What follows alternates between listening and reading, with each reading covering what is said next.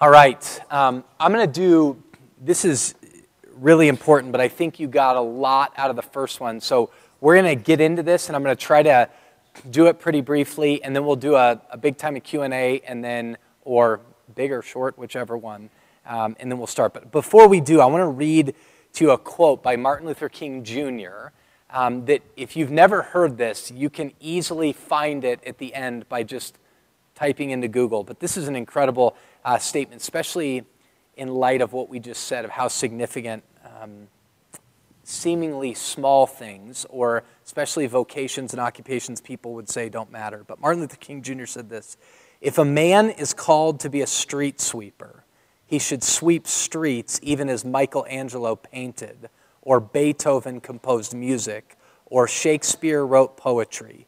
He should sweep streets so well that all the hosts of heaven and earth will pause to say, 'Here lived a great street sweeper who did his job well.'" And that is, I mean, he was masterful at prose and communication, but that is amazing, is that even, and I love that he takes an occupation that seemingly the guy sweeping streets going, this doesn't matter. And he's saying you can go into this so much, ask yourself questions about how this images God and how this loves neighbor to such a way that you can sweep streets like Michelangelo painted or Beethoven composed music in such a way that the hosts of heaven say, here was a great street sweeper. What's interesting about Ephesians, that through the church the manifold wisdom of God will be made known to the principalities and powers and authorities, is both to the heavenly host and to the demonic host. Literally, our everyday spiritual worship is testifying those very same things, that they may say, here lived a great street sweeper, or a great bottom wiper, or a great tax preparer, whatever that might be, all ultimately into the glory of God. So here's what I want to do now, is just draw the attention from imaging God, and we did this very clearly, but just in a couple ways to bring out another idea for you, and see if, I'm going to give you guys an opportunity to do a little bit of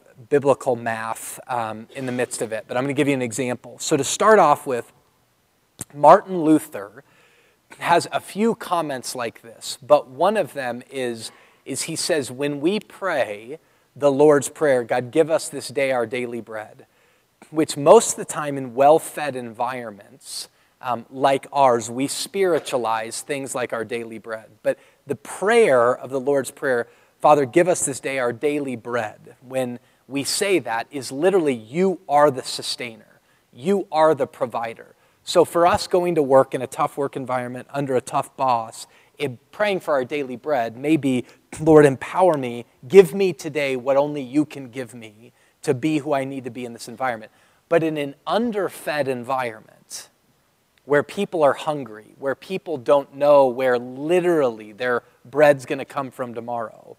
And you've heard these stories of people that are struggling with money, praying like crazy, and God providing. A prayer of, God, give us this day our daily bread, is literally a prayer for daily bread. Martin Luther said this, that when we pray the prayer, God, give us this day our daily bread, the way in which God delivers the bread most of the time is not creating bread from heaven or manna from heaven that just shows up on the dew of the ground, but he does it. He provides us our daily bread through the baker, through the harvester, through the man who's milling the wheat and grinding the wheat in the midst of that, is that God delivers for us through ordinary, everyday human means. So he's also made statements of God sustains us, that through the hands of the dairyman milking the cow, God gives us our sustenance, our calcium through the milk.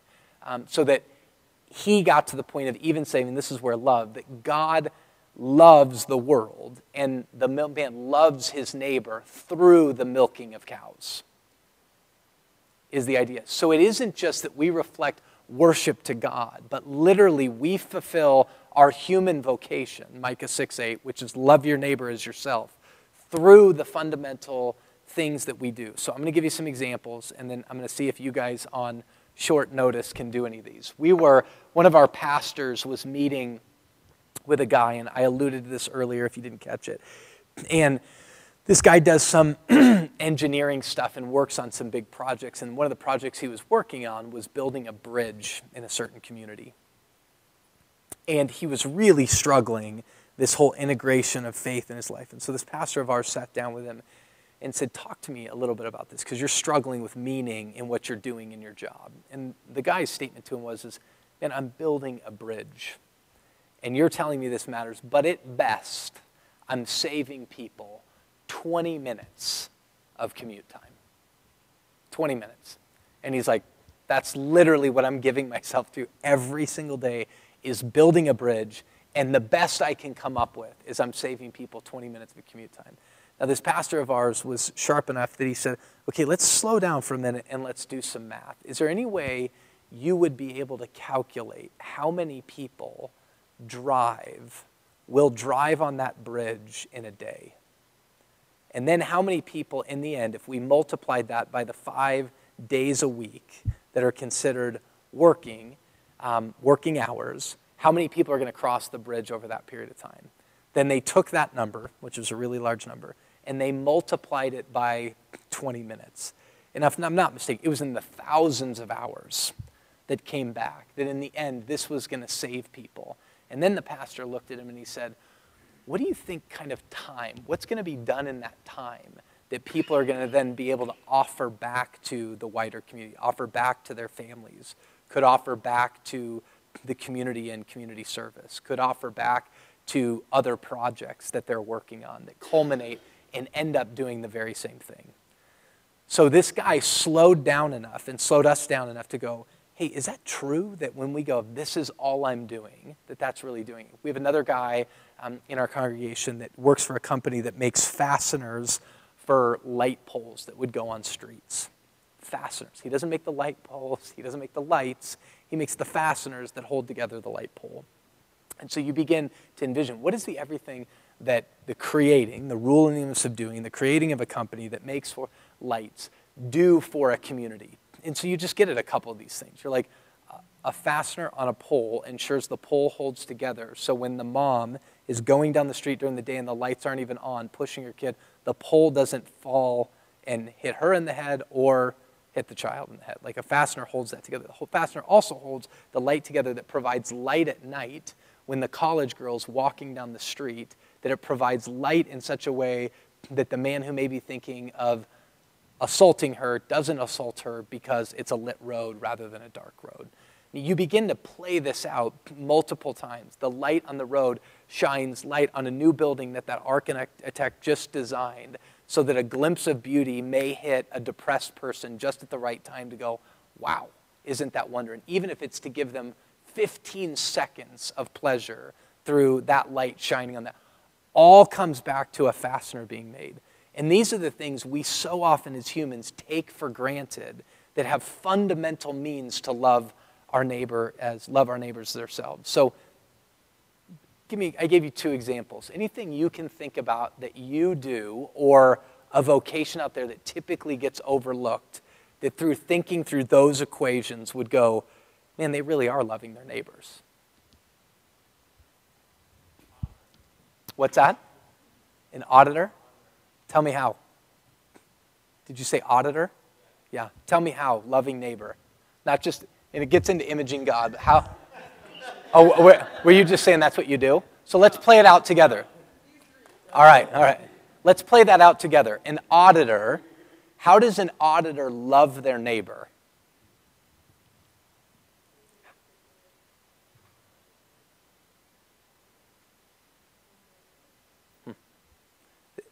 So think about that. In the vocation, the human vocation of doing justice, they're protecting. And in the end, if I'm doing business with a company and or I'm a part of that company, ensuring that things are happening justly in the financial realm makes a massive, massive difference. It could save me money that maybe the money that gets saved that sends my kid to college. You begin to play all of this out, the ramifications of just the saving of that money, the ensuring justice, maybe somewhat through to go, if it wasn't there, what would begin to happen? Go for it, Derek.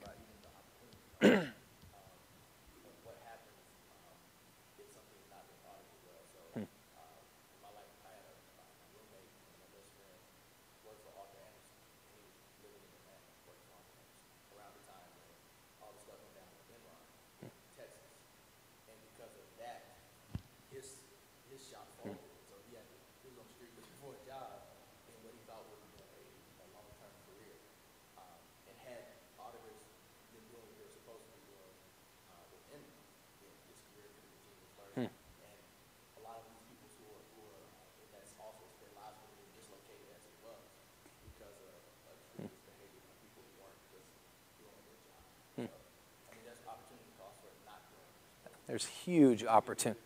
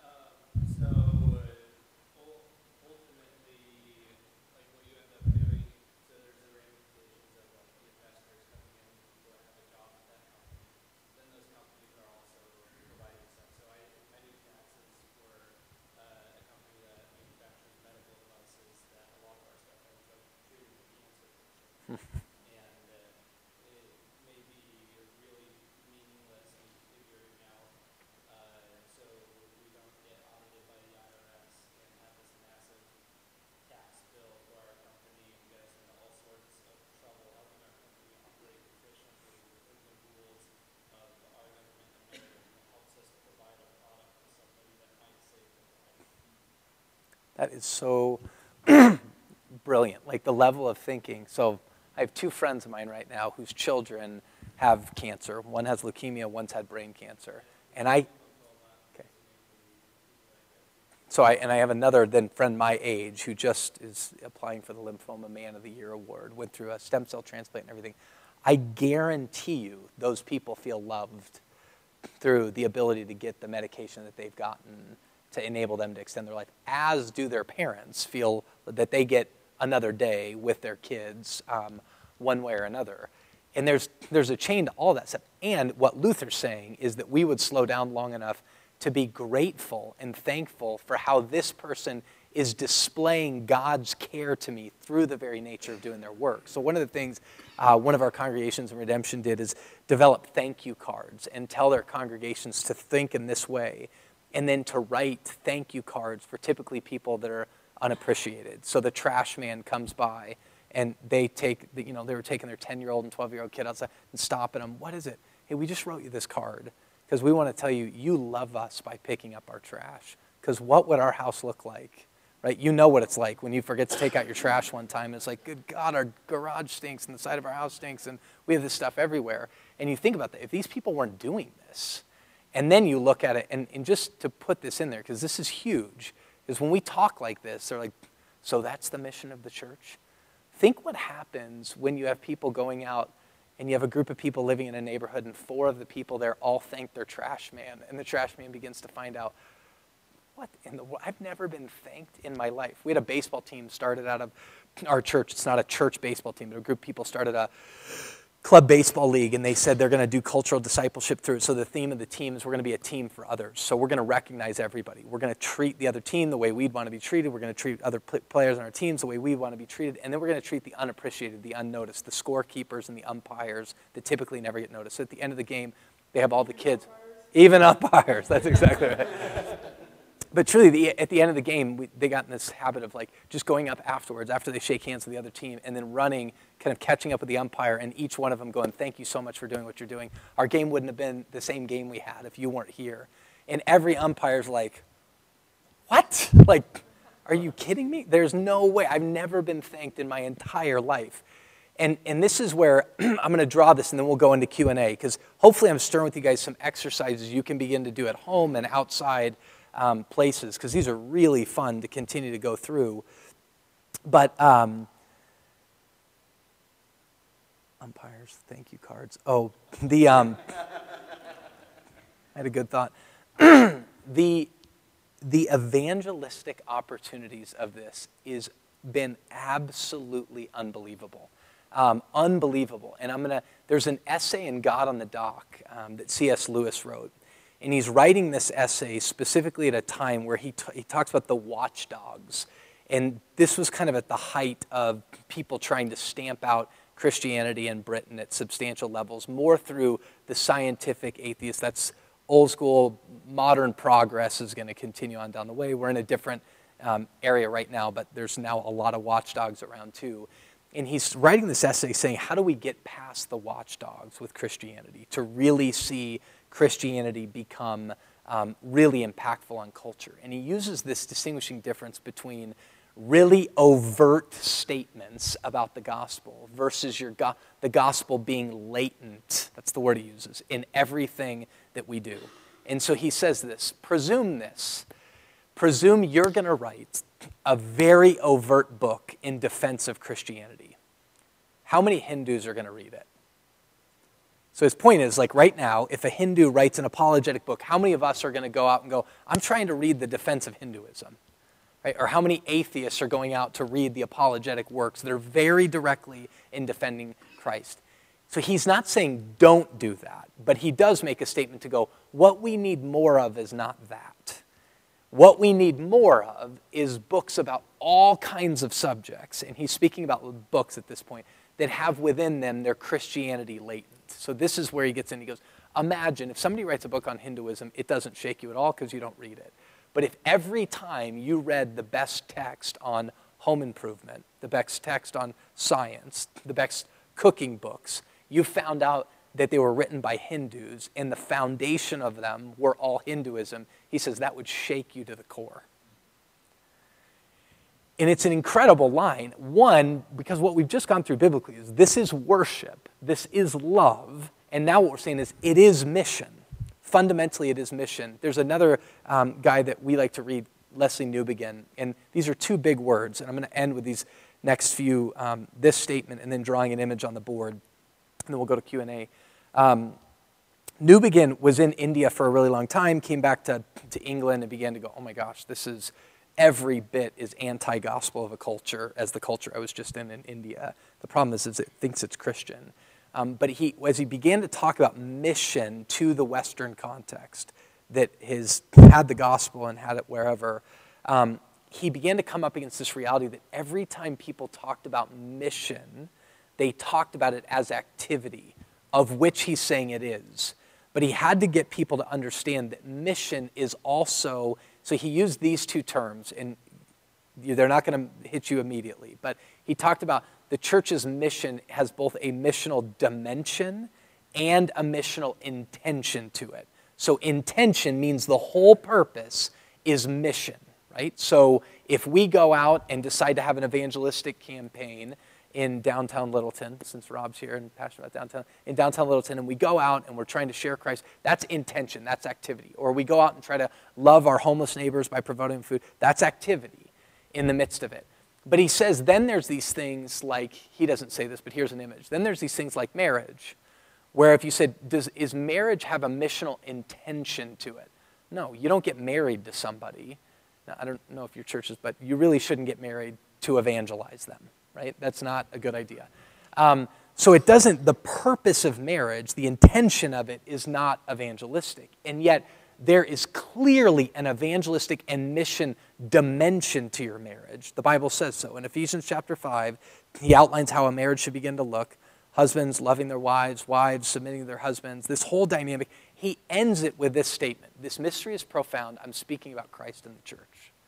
That through the marriage is a display of God's love to all who see it. So the reformers, and this is where we're going to end with this image, and then we'll go to Q&A. So dimension and attention. Golly, I need to take some ginkgo. I'm forgetting everything. Holy moly. The reformers talked about this idea of coram Deo. Does anybody know what that means in Latin? Face of God. So they would say everything we do, this is all of life worship, we do before the face of God, which is absolutely true. But in the Bible, there is always a vertical and a horizontal dimension. And the Bible would say everything we do before the face of God, but we're not spiritual, we're physical creatures whose spiritual worship is everything we do. So everything we do before the face of God, we also do before, here's what the Bible calls it, the nations, or New Testament would say our neighbors. Everything we do. Now think about this. That's nations, before nations. Sorry for my bad handwriting. So it's before the face of God and before the face of the nations or our neighbors. So I don't want to make you feel guilty because I'm super guilty of this.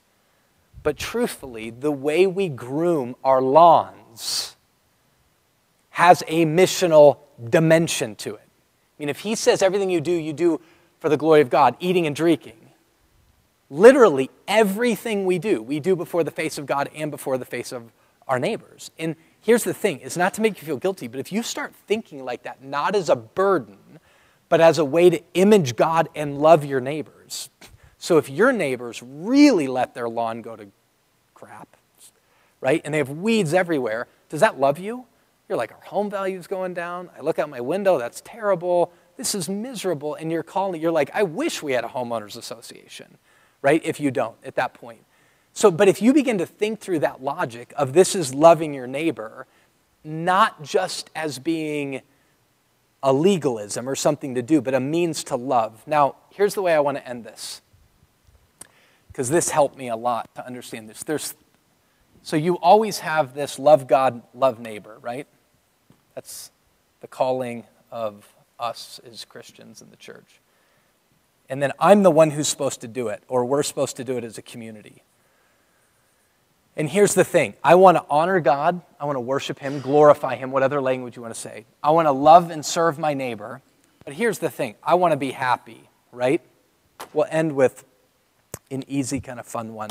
But you can do this with any portion of your job, whether you're making fasteners for lights posts, auditing a company or not. I'm going to do it as a barista, a barista. If I ask the question in making a latte, how do I do this for the glory of God? Okay, there's no way to, I got to do it, right? We're saying, how do I make a latte to the glory of God? You're going to sit there and go, I got to give it my best.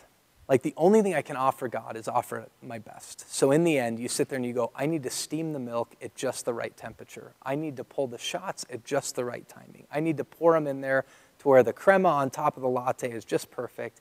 And hopefully I've been at one of these places that teaches me to do latte art at the end, and I do a great leaf or I do a great heart at the end, and they finish it at just the right way that they pull it up, and it's like this perfect kind of brown, white foam, and you're like, and you go, God, look at this. Like I put everything into this to steam it at the right temperature, to pull the shots at the right timing, to pour the shots in the right way, and to do the latte art at the end, and you go, God, here's my offering to you. And he goes, I'm very well pleased. Now ask the question, how do I make a latte in such a way that loves my neighbor in the best possible way? Well, now I steam the milk at just the right temperature. I pull the shots at just the right timing. I pour them in such a way, I do the latte art so that at the end they look at it and they go, ha, and they laugh. If you've ever been somebody at a coffee shop, these weird coffee shops, they laugh. They get, there's a leaf on it, right? There's a heart on it. And they get this joy, but then they sip it. And if they turn away and go, that's the best latte I've ever had in my life. All of a sudden, it's not just about caffeine for the work moment. They sit there and go, that's the best latte I've ever had in my life. Now, here's the third question. You want to be happy, right? You want to receive the most amount of joy. If I said to you how to make a latte, you make a latte that will bring you the most joy, I guarantee you, if you slow down long enough, you're going to go, when I steam the milk and I see that temperature in there and it hits the right time and I got it out at the right time, and I pull the shots and it goes, you're like, yes, yes. You pour it over, yes. You do it, yes. And then you offer it to them and they go, ha, and they drink it. You're like, I am Michelangelo, like my goodness. And you're just sitting there going, that is unbelievable. And here's the way I want to end this to you guys.